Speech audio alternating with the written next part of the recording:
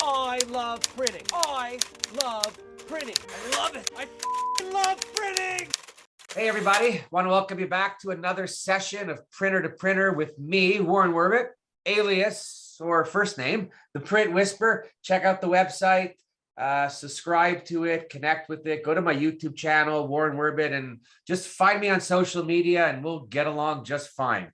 So today we have a special guest. I could actually say that I have him on for the second time, except you won't see the first interview because I mistakenly erased it. So we are doing another one. So John Braceland, pleasure to have you back. You are only my first guest to be on twice. All right, great. So glad to hear it. John is the founding member, partner.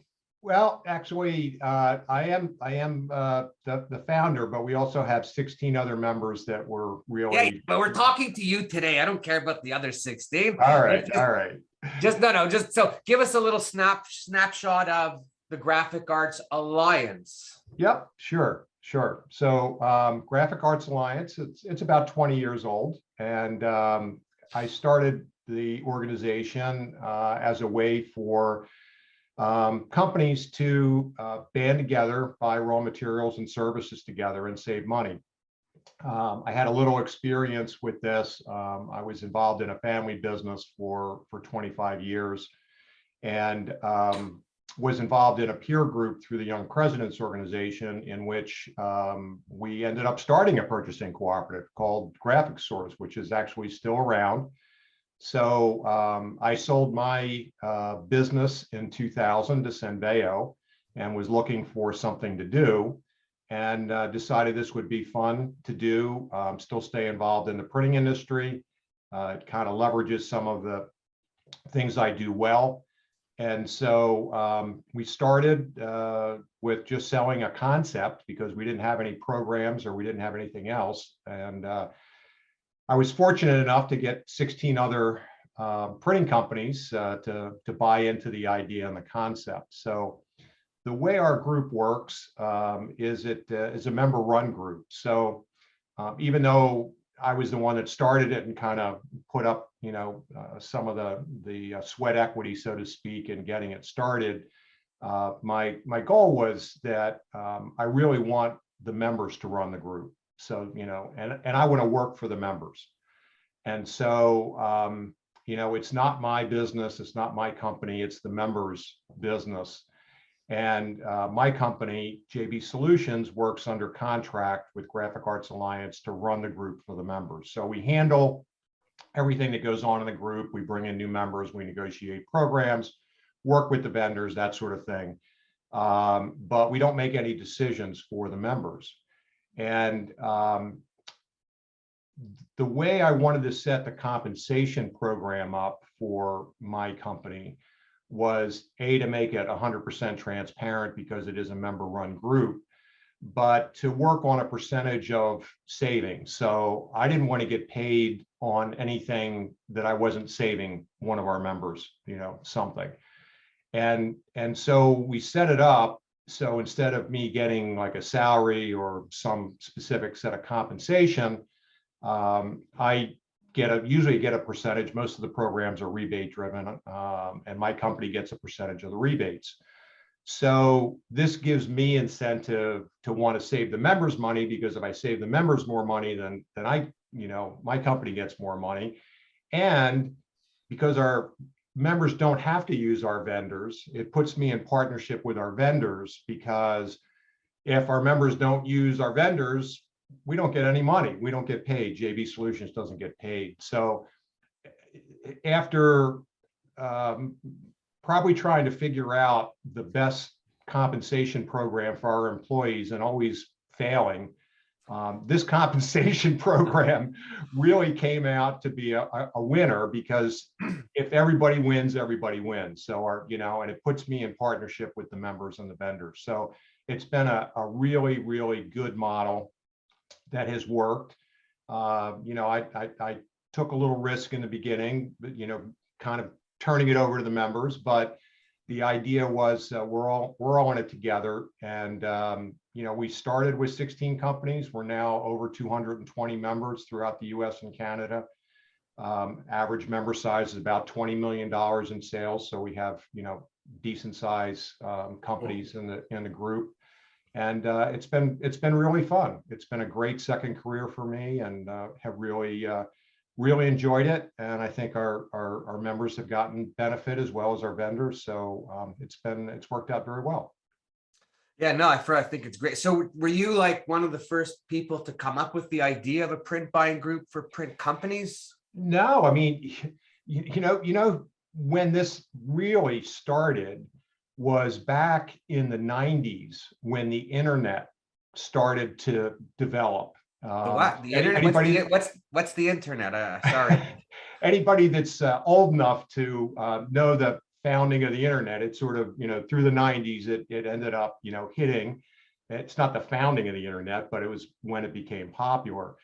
And there was a buying group called Print Periscope that took the idea of setting up a buying page through the internet where members could go onto the buying page and vendors could interface, with the buying page.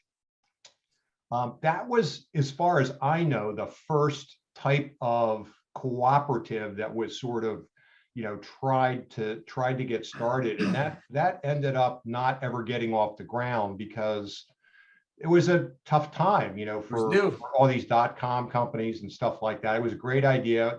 Probably just sorry. a little bit ahead. I'm going to give a shot to the printers. Not a tough time because the .coms. Tough time because the print industry is old in its thinking.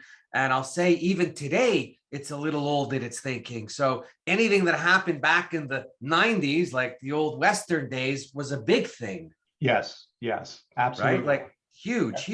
Absolutely. And it was a great idea. And it's unfortunate that they didn't make it. But, well, maybe it's good because then you made it after. If they Exactly. And then there's, I would say there's probably about 5 cooperatives in the printing industry right now that have been around for a long time, that have, got legs and are all doing, their own thing.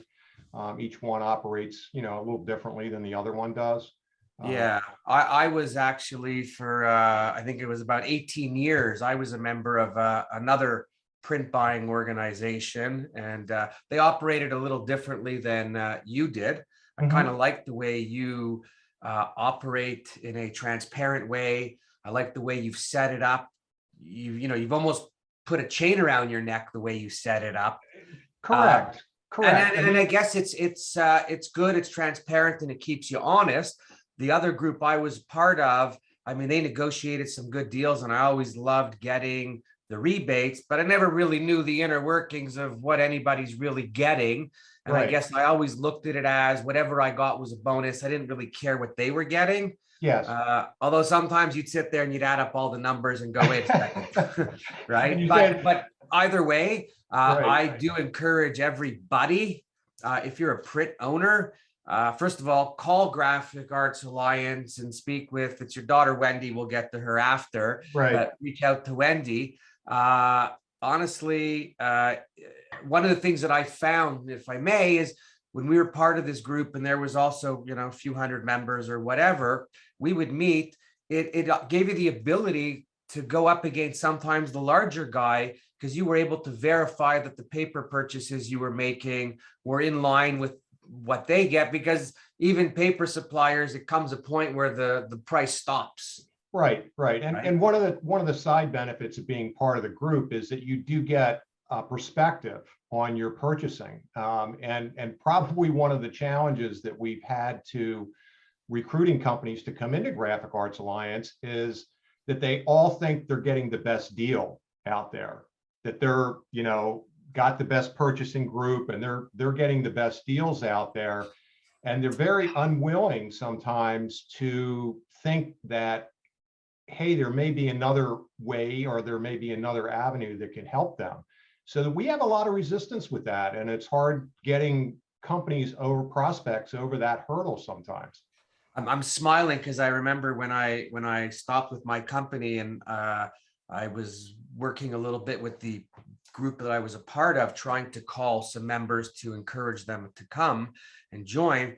And honestly, it's exactly like you just said, difficult, never mind if they're part of another group, to change. Right. Just when I would call on some printers doing whatever, 15, 20, 20, 30 million, and I'd say to them, I'm not giving you the buying group pitch, I'm giving you the printer pitch. Right. You use your own vendors, use the vendors that are part of the group if it benefits your company. And then the double benefit is you get a check back that you wouldn't get. Right. Why wouldn't anybody just sign up? Because it doesn't cost much, almost nothing. Why wouldn't you sign up for free money? Right. And I figured it out. Because a bunch of paranoid morons. And I don't mean to disrespect anyone. No. But it makes zero sense to anybody that doesn't want to join a group to get back free money.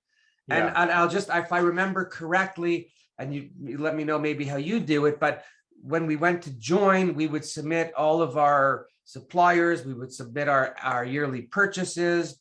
The team would come back to us and say, based on our suppliers, if you moved everything and did everything, you would get X amount. Right. And I would say, okay, that's great. What if I only moved these suppliers, because I'm not leaving the value ones I love forever, and I'm not breaking the relationship? And they'd say to me, they'd push me, but they'd say, that's fine. And then instead of getting back 20 grand, I got back 12. Right. A quarter. Sure. That's the easiest money we're going to make in the printing industry. Sure. No, it is. And, and we offer a money back guarantee for the first year. So exactly. Nobody gives money back in the printing business. and we really haven't had anybody take advantage of that, because once somebody joins, we even had one of our members was trying to convince one of their other friends that's in the printing industry to come into the group. And this member said, we'll pay your dues if you give me your savings for the first year. Yeah. And even with that, it took them 5 years to join.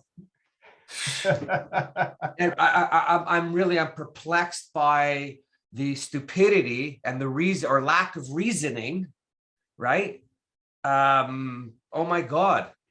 And then the other members, I mean, first of all, you have your members that get money back. If you're a decent sized company and you're playing the game of buying, first of all, just because when I was a member, what we did was I negotiated my own local pricing with my vendors. Yes. It had nothing to do with what the same vendor charges in another part of the country for different operating costs. Right. So I negotiated my best deal. And then I guess for the buy group, it was the total dollar spend, maybe like an RR Donnelly, like they do with their plants everywhere.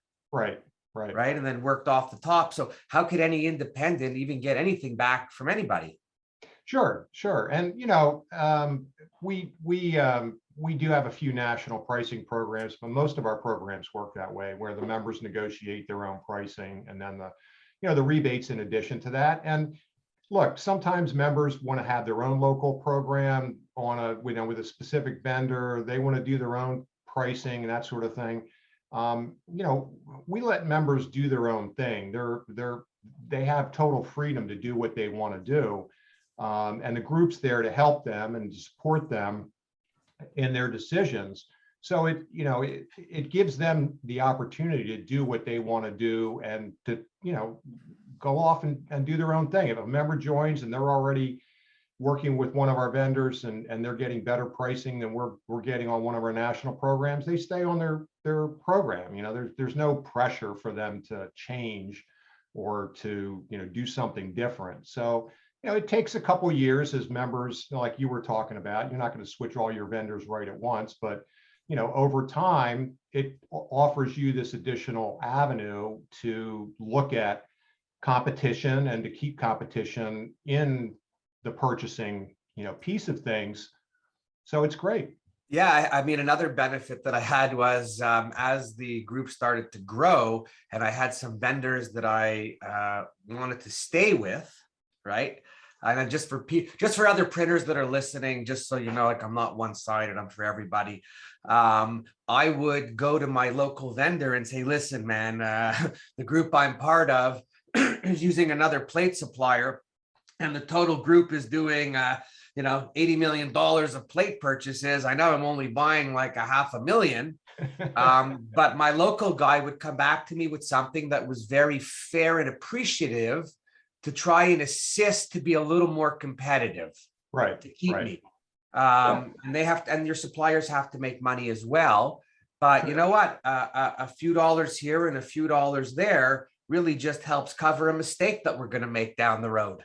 Sure, sure. And Right? one of the other misconceptions that sometimes we run into with prospects is that somehow the group is going to get in between them and their vendor relations, and that because they're joining a group that we're taking over their purchasing department, or we're getting in the middle of their vendor relationships.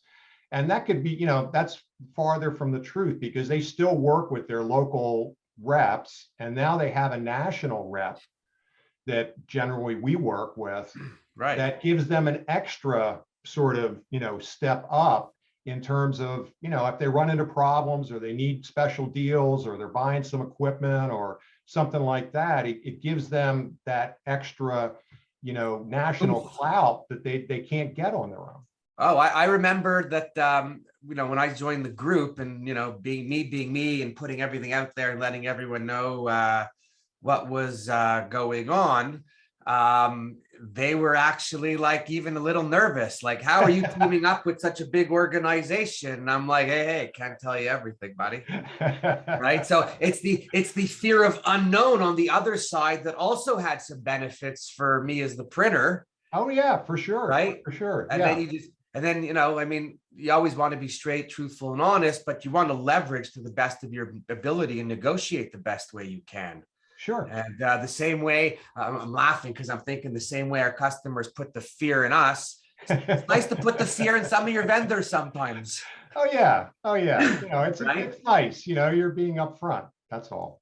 Yeah. And listen, it just makes it a little bit more of an even playing field, because the truth is out there, nobody knows, and every vendor sells something at a different price to somebody else, and no deal is the same.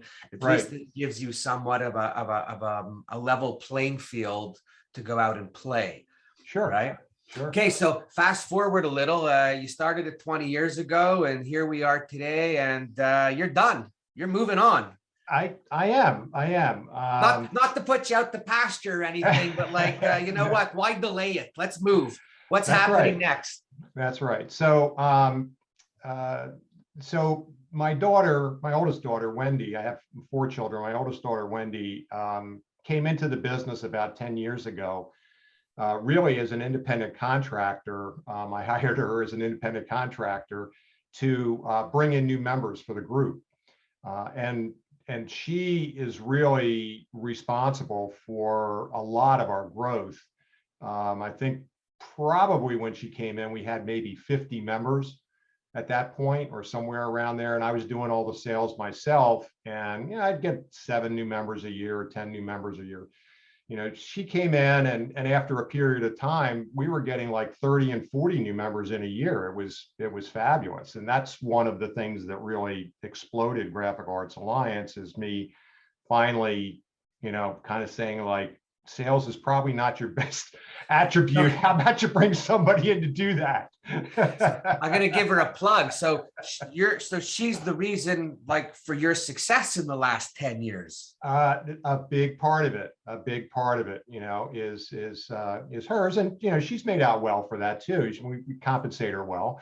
And then about 3 years ago, I needed to bring in somebody full time. The part I was kind of working, I had one full-time person and a couple part-time people that I was working with. And I really wanted to combine some of the part-time positions into a full-time position. So I offered her the opportunity to come work for JB full-time. And she decided to do that. And so she was still doing the sales thing, but then she was doing other things that we started to do. And she's started a number of her own businesses before, and she didn't come in with the idea that she was going to take over the business. She came in like, okay, here's an opportunity. I want to do this. And that's where it was. And I never really pushed her to say, do you want this? I presented the opportunity. She knew it was there. And then in January of this year, she said, I think I'd like to buy the business. So I was kind of blown away. Not kind of, I was definitely blown away. You're gonna give her a good deal, right? I did give her a good deal. Okay, I'm just checking. Just checking. A couple more weeks and the deal will be inked. But yeah, no, I think I gave her a good deal. We came to a good agreement. And you're not breaking up the family with this deal, right? No, we're not breaking up the family with this deal. No. And I was, planning on kind of looking at putting my company out on the market next year. I wasn't looking to do it this year, but it kind of moved my plans up. And the nice part about it that I like is I'm selling it to somebody I know, and I can kind of, peek over the shoulder and keep her eye on it. We're going to be working together next year in a transition, stage. But, it's not only a business that I started, but it's a business that I have an obligation to our members with, to make sure that they're taken care of and that the group continues to yeah, but sorry, but it seems to me your first obligation is to you to do the right thing. Yeah. But that's sort of part of it. So if I was to sell it to a third party, then I'd always be a little nervous. How well are the members being taken care of, and are they servicing them and all that kind of stuff. So this has really been a good situation. It's been a good situation for Wendy. She's excited about it. And then she's also brought in a couple of the other siblings into the business that were cool. in it before. So now we actually have 3 of our 4 children working in the family business. So they're going to be, all taking it over. They're not going to adopt the JB Solutions name. They're going to be adopting the Braceland Group name, which is interesting because Wendy's not a Braceland. She's got a different last name, but she kind of wanted to honor the Braceland tradition here with. Well, it is her bloodline. Yeah, it is. It's nice, but she could have certainly called it anything else other than the Braceland Group. Well, you know what? Our industry, some consistency is good, right? Some connection is, and I really think her taking it over, whether the members realize it or not, what a benefit for them, because it's a complete smooth. I mean, really, it's just you're going out for coffee and not coming back. Nothing changes. Correct. So I feel really good about that. I mean, it's nice, and the printing industry is very family oriented anyway, and it's been a great story. A lot of our members have really been excited that I was able to do this, and it's working out, because they're doing their own thing. And hey, show me the money, right? You got it. Show me the money. Of course it's good. No money, get out. Printing's just another sport, right? Yeah, so it's really good. It's really good. It's working out well for everybody, which is how we started the group. We wanted it to be work for everybody, and so I think this transition is going to continue that philosophy. Awesome. Wow, we can go on and on and on, but overall, I think that's pretty cool. I do want to say kudos to you in starting the endeavor and lasting this long and following it through and being able to not only pass it on, but pass it on to 3 kids in the family. Yeah. No, it's exciting. I mean, it was very, very funny when we started the group. You got to figure. Basically, I was selling air. There was nothing there. It was the concept.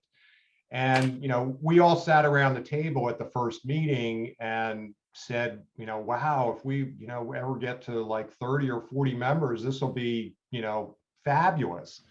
And, here we're sitting at 220. So it's just well beyond the dreams that we all were even, thinking about out there at the time. So it's really been nice.